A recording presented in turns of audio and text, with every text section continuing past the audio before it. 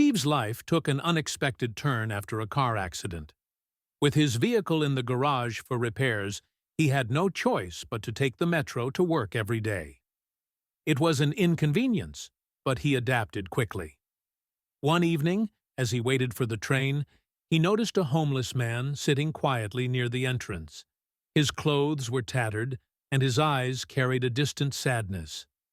Feeling a pang of sympathy, Steve reached into his pocket and handed the man some spare change. The man accepted it with a grateful smile. "Thank you," he said softly. The next evening, Steve saw him again in the same spot. This time, instead of just handing him money, he stepped out of the station and bought a warm meal. When he gave it to the man, the gratitude in his eyes deepened. Curious, Steve finally asked, "How did you end up here?" The man chuckled and looked up at the night sky. "By showing love," he replied. Steve frowned. "I don't understand. What do you mean?"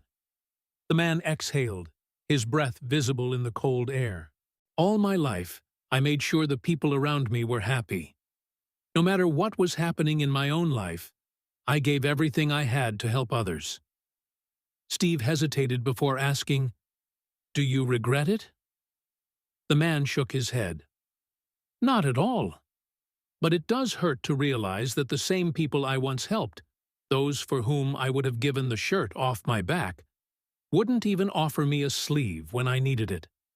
Son, it's good to help others, but never at the cost of your own foundation. Build your house first, make it strong, and then invite others in for shelter. If you hand out your bricks before your house is built, one day you'll turn around and find nothing but an empty lot. And by then, you'll be the one searching for bricks." Steve felt a deep understanding settle over him. "That's wise advice," he said, nodding. The man smiled.